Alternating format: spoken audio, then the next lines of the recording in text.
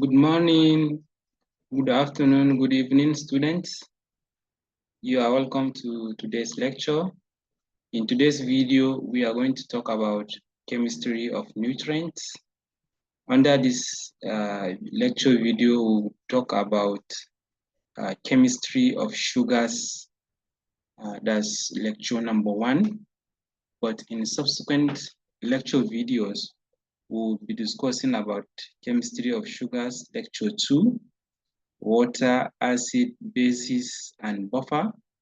And we'll conclude chemistry of nutrients by doing the lecture on chemistry of amino acids and proteins, lecture 1. So under chemistry of sugars, lecture 1, you are expected at the end of this lecture to learn the following. Number 1, you should know the definition of carbohydrate, definition of carbohydrates, and also their classification. You should know isomers of glucose. You should also know what glucose, galactose, fructose, and mannose are. So let's look at the chemistry of sugars generally.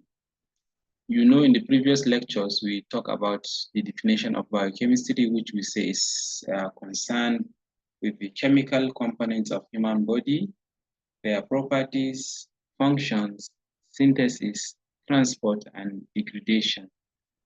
And these chemical components of the human body, we generally call them biomolecules, which includes carbohydrates, lipids, proteins, and nucleic acids.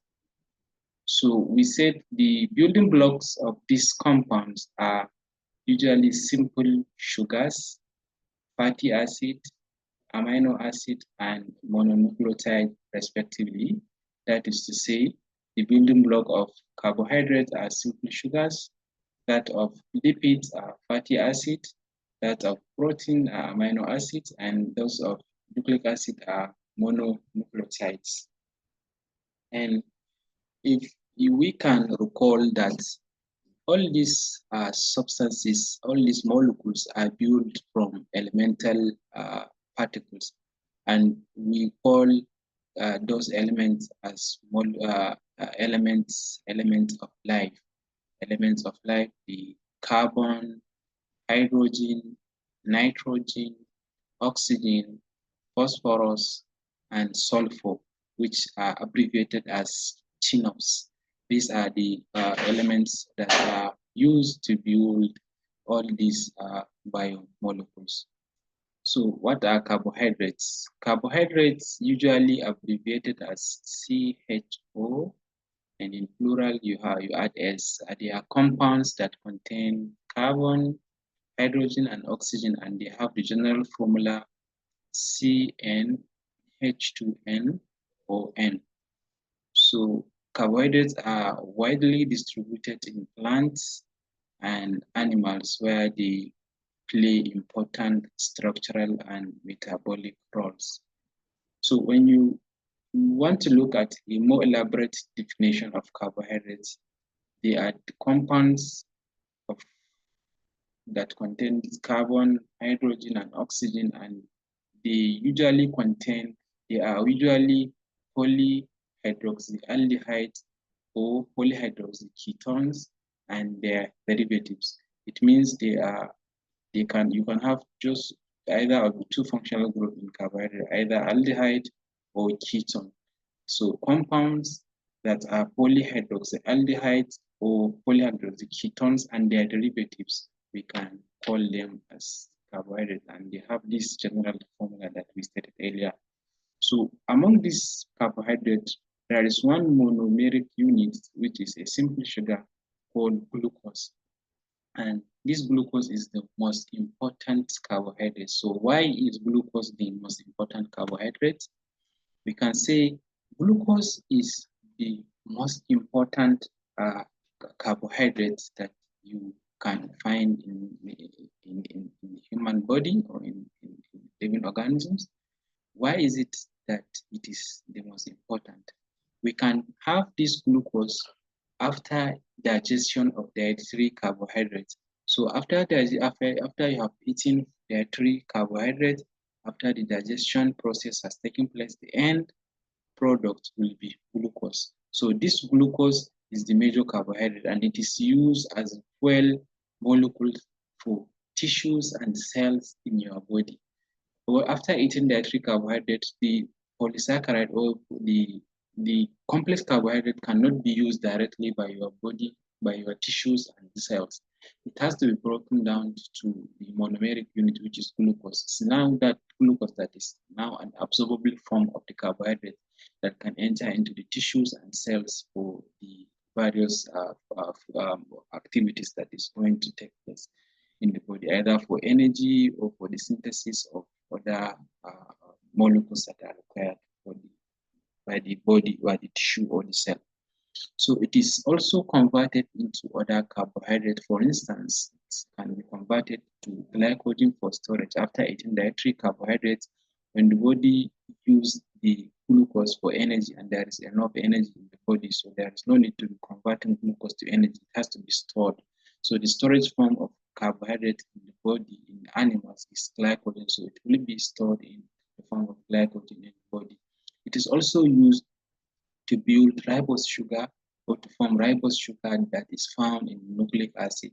The ribose sugar that you can see in DNA and RNA, which is the deoxyribose sugar that you can find, they are all built from glucose. And also it is used to produce the galactose that is found in lactose milk. In lactose milk, you have galactose. So glucose is used to convert galactose that is found in lactose milk. They are also glucose also form part of glycoproteins, which we say these are proteins that have carbohydrate attached to them, and also proteoglycans, and also these are all proteins that contain carbohydrates in them, and they major function in structural architecture of the cell membrane. They are also present in some lipoproteins, which are low density lipoproteins. They can be present there. They are also present in plasma membrane. For example, in the glycocalyx is also embedded with glucose. There is also glycophorin, which is a major integral membrane glycoprotein of the human erythrocytes. And there are diseases that are associated with carbohydrate metabolism, which include diabetes mellitus, galactosemia, glycogen storage diseases, and lactose intolerance. So let's look at classification of carbohydrates. Carbohydrate can be classified based on number of sugar units. So based on the number of sugar units they contain, we can have the monosaccharide, which contains one sugar unit and they cannot be further hydrolyzed. Okay, so they represent the end product of digestion in carbohydrate digestion in the human body. So we can also have disaccharides, which they form as a result of condensation of two monosaccharide units. For example, lactose is a disaccharide, which results from condensation of galactose and glucose. And we have maltose is another example of disaccharide, which is condensation of two glucose molecules. And you have sucrose, which is formed from glucose and fructose. We can also have oligosaccharides. These oligosaccharides are a condensation product of between 3 to 10 monosaccharide units, and they are not digested by human enzymes, rather they play a structural role. We can have another classification, which is polysaccharide, which are condensation product of more than 10 monosaccharide units. For example, we can have starch, we can have dextrin, which may be linear or branched polymers. So food also contains a wide variety of other polysaccharides, which are collectively known as non-starch polysaccharides. They are not digested by human enzymes and are the major components of dietary fiber. So they cannot be digested by human enzymes. They are just part of what we call dietary fiber. An example includes cellulose, which is a glucose polymer from plant cell wall, and we can have what we call inulin. inulin, not insulin, inulin. Inulin is a fructose polymer which is the storage form of carbohydrate in some plants. So let's look at this monosaccharides. This is we have the upper structures here that are open like this. We call them the Fischer projection, and you have the cyclic form of them, which is the Haworth projection. This is D-glucose. This is the linear structure, D-glucose. This is the functional group, which is the aldehyde functional group that is here. And you have all these corners that is carbon, carbon, carbon, carbon, carbon. So when you count, it's C6, okay? This is galactose. So look at it. What is the difference between glucose and galactose in terms of this linear structure? You see, can you see this? This is, can you see? This is carbon 1, this is carbon 2, right? So look at the OH, the glucose here is where? Is at the left, right-hand side, right? Look at it.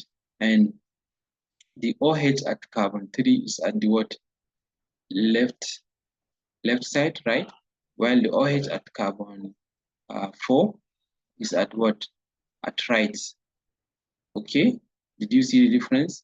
So if you look at them from carbon 1, carbon 2, carbon 3, they have all the same configuration. But at carbon 4, the OH of glucose is at the right hand side, while that of galactose is at what? The left hand side. So galactose is a carbon 4 epimer of glucose. So you take note of the configuration of OH at carbon 4. That's the difference between galactose and glucose. So also look at what we have here, which is D-fructose. Functional group here is what? It's not aldehyde functional group, rather is a ketone functional group. So look at the cyclic structure. This for fructose, this is what we are going to discuss about furan and pyranose. Furanose and pyranose ring structures. So this, okay, this is a typical example of what? Furanose. So fructose is having a cyclic structure is furanose, while for glucose, galactose, they are all pyranose. So take note of the configuration of the at carbon 4. Look at it. You know, galactose is carbon 4 epimer of glucose. This is carbon 1, carbon 2, carbon 3, this is carbon 4.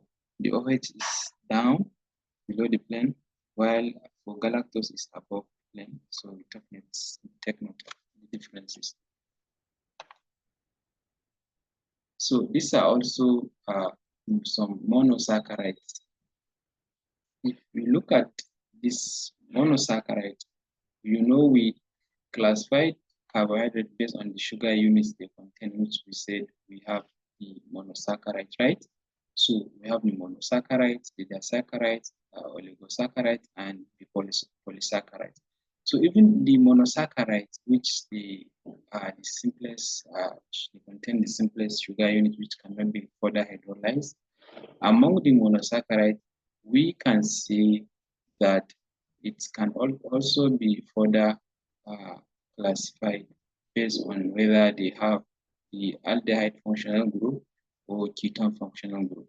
So we can say we have aldose for those that have aldehyde functional group, for example, glyceraldehyde, and we can say we have ketose for those that have ketone functional group. Example is dihydroxyacetone.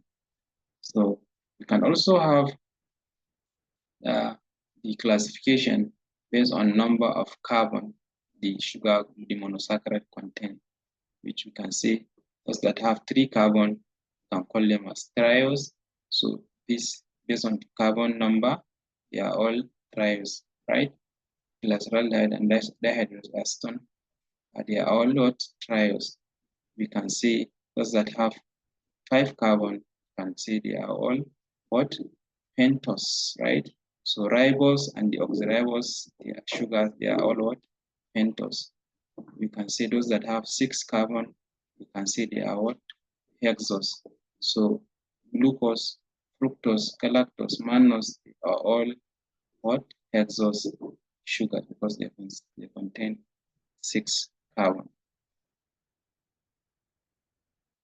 So if we look at the configuration here, we can see this A, they are all monosaccharides. We have glucose, fructose, galactose. Look at their structure, and we can say this B, A, we say B, they are disaccharides. Say this is sucrose. This is the configuration of the sucrose, okay? And this is lactose, which consists of galactose and glucose, and this is the configuration. For polysaccharides, you can say cellulose, starch, and glycogen are examples of polysaccharides, which this is how their configuration looks like. Okay, this is how their configuration looks like. So you can also classify them. The monosaccharides, we can have the aldoses, those that have aldehyde functional group, glyceraldehyde, erythrose, ribose, glucose, they all contain aldose. They are all contain aldehyde functional group. We can have ketoses, those that have ketone functional group, dihydrous acetone, erythrulose, ribulose, fructose, C-dihydrulose. They are all examples of ketoses. But in terms of the number of carbon this monosaccharide contains, we know we have trioses, the example that we showed earlier on, glyceraldehyde, dihydrous acetone, they are all trioses. We have tetrose, those that have 4 carbon. We have erythrose and what? Erythrulose. Pentoses, those that have 5 carbon. We have ribose, ribulose. Hexoses, we have those that have 6 carbon. We have glucose, fructose as simple examples. Heptoses, those that have 7 carbon. So for aldoses, you see a dash there because there's no known aldose that is having 7 carbon, but you can check if there is from what you can search in the literature. For ketoses, you can have pseudoheptulose, which is a 7 carbon ketose sugar. So this is also another more examples. This is aldotriose, aldo means those that have aldehyde functional group and triose 3 carbon, right? Glyceraldehyde. All these examples have been shown earlier. So when you hear aldotriose, it means aldose, those that have aldehyde functional group and triose that have 3 carbon. So aldotriose, glyceraldehyde is an example. Aldotetrose, aldehyde functional group and 4 carbon. Erythrose have D-erythrose, D-triose, okay? We'll talk about this D and L. This is isomerism, D and L. Most of the sugars that are found in nature or in human, they exist as D form. Aldopentoses, those aldehyde that have 5 carbon, look at them, D-ribose, arabinose, xylose, and lyxose. You can have aldohexoses, aldehydes that have 6 carbon, P-allose, altrose, glucose, mannose, gulose, idose, galactose, and talose. They are all examples. So let's look at the structure of glucose. The structure of glucose can either be straight chain, linear, Fisher projection, or the cyclic one, which is the Howard projection, and also it can also exist as this structure, which is butt and chair configuration. So if you look at this, this is the structure linear structure of glucose. It undergoes cyclization between, now this carbon 1 and carbon 5, they form an ether linkage, which is carbon 1, carbon 5 ether linkage. during the cyclization to form the cyclic structure of the D-glucose. We'll talk about D and L isomers in the subsequent slides. So let's look at isomers of glucose. Isomerism is the occurrence of compounds with the same chemical formula but different structural formula. So isomers are said to have the same chemical formula, but their structural formula differs. The important types of isomerism found in glucose are the D and L isomerism. D and L isomerism. The D isomers are those that have their functional group. Look at this OH functional group is at position as at the left right hand side. This OH at carbon, this is carbon 1, 2, 3, 4, 5. At carbon 5, this is the OH. This OH is at carbon 5 is at the right. So we say they are D isomers. While for those that have the OH at left hand side, we said they are what? L isomers. So D-tallose, D-galactose, D-glucose, D-allose, D-glucose, D-maltose, D-iodose, D-mannose. They are all D isomers. They are all D isomers. This D means dextrorotatory. It means when plain polarized light is shown in the solution into the solution of these sugar molecules, they rotate the plane of that polarized light towards the right. That is why they are called dextrorotatory compounds, or sometimes they will be designated as plus. Okay, and those that have L isomers, they are called levorotatory. They rotate the plane polarized light towards the left. Okay. Now let's look at the summary of these D and L sugars. For a sugar drawn in Fischer projection, you know this is Fischer projection with the most oxidized carbon at the top. The most oxidized carbon is the carbon with the functional group at the top. So if the OH on the bottom chiral carbon points to the right, as I explained the OH here, which is at carbon 5, the sugar is what? D. If the OH on the bottom chiral center points to the left, the sugar is L. So most oxidized carbon, which is the aldehyde at the top, and this is it. This is the most oxidized carbon, which is the aldehyde carbon containing the functional group. They are all what? All aldoses. DL system can also be applied to other chiral molecules. For example, amino acid. When we're going to talk about amino acid, you will see that they are also chiral molecules. So if you look at these structures of this Fischer projection of these sugars, you will realize that they have many chiral centers. When we say chiral center, is a chiral carbon that is attached to four different groups. Okay. So if you look at this carbon 5, this is a chiral carbon because it's attached to OH, it is attached to hydrogen, and it is attached to CHOH, right? And it's also attached to the entire of this. This is also attached to it. So you see, it's attached to four different substituents. So it is a chiral center. So a chiral center is a carbon that is attached to four different substituents. So if you look at this amino acid also, they have chiral center because this center is attached to hydrogen, carboxyl functional group, amino functional group, and methyl group. So when we talk about when we come to talk about amino acid, we will dwell into more details about it. And these D and L isomers, they are called enantiomers. Okay, so enantiomers meaning mirror image of each other. If you look at it, this is mirror image of this. D glucose is mirror image of L glucose. Okay, so they are called enantiomers. L and D isomers means of describing the absolute configuration of a molecule that is pre-dates R and S, but still used for some biological molecules, e.g., amino acids, uh, sugars and amino acid. Okay,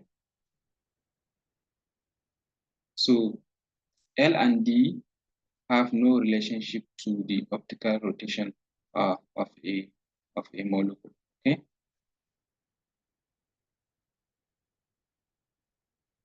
so pyranose and furanose ring structures.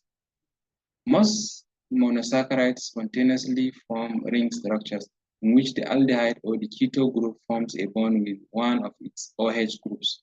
Okay, so if the ring contains 5 atoms, it is called furanose ring, like in the case of fructose, right?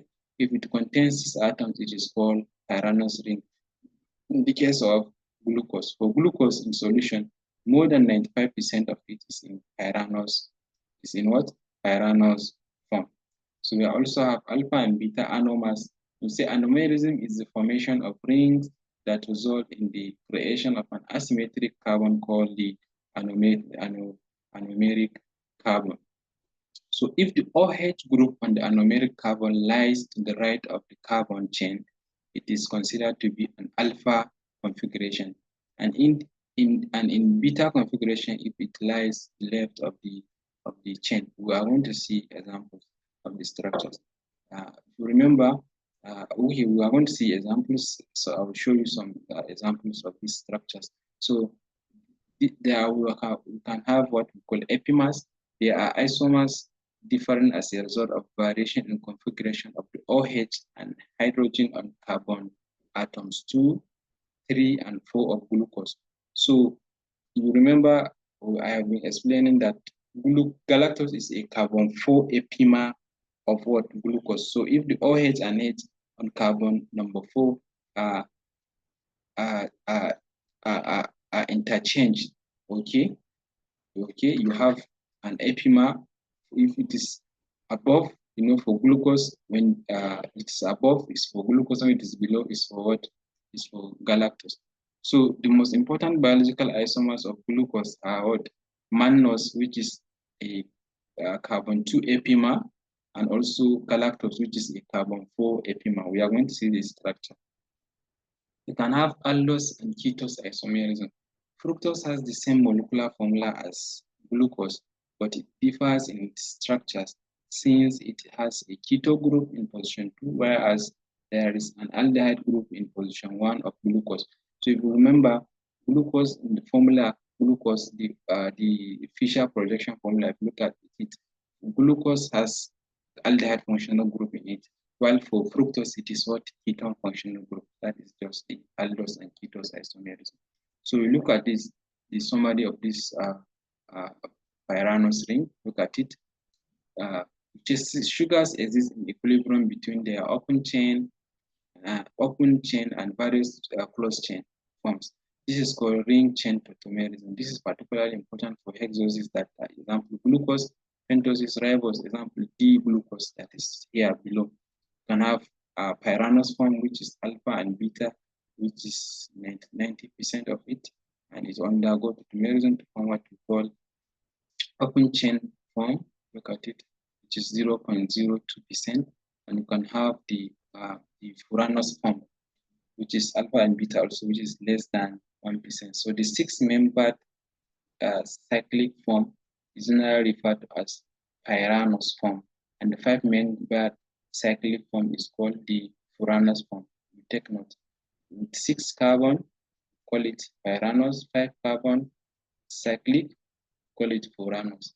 So the closure of the ring creates what we call a chiral center at carbon 1, resulting in 2 diastereomers, sometimes called anomers. Okay, these diastereomers are called anomers, right? So the alpha and beta forms. Okay, the alpha and what? Beta form. So we are going to see which one is alpha glucose and which one is beta glucose in the subsequent examples that we are going to show. So look at alpha glucose. Alpha glucose, look at carbon 1. When the OH at carbon 1 is below the plane, is at the bottom, we can say it is alpha glucose. When the OH at carbon 1 is at above the plane or at the top, you can say it is what? Beta glucose. So don't forget they are what we call diastereomers, or they are called anomers. So this is, if you look at the center here, this is D-glucose, right? So remember we said galactose is carbon 4 epimer of glucose. So at carbon 4, we'll look at it. The OH that is supposed to be here for glucose is here, right? So this is the epimer of what? Of glucose, carbon 4 epimer of glucose. Take note, when you just know the structure of glucose, you should know at carbon 4, instead of having the OH at the left-hand side, right-hand side, you will have it at the left-hand side for galactose. So for mannose, it's at carbon 2. Mannose is what? Carbon 2 epimer of glucose. When you look at the OH at carbon 2 for glucose is towards the right, while for the mannose is at the left-hand side. So they are what? Carbon 2 epimer. Mannose is carbon 2 epimer of glucose. So these are also the structures of glucose. This is glucose, which is the pyranose ring, 5-6-member ring, and this is what? Fructose, which is the furanose ring, which is the 5-member ring, and this is the the Fischer projection. Look at it, and this is aldehyde functional group. This is what? Ketone functional group for glucose and fructose, respectively. So thank you very much. This brings us to the end of today's lecture. See you in the next class.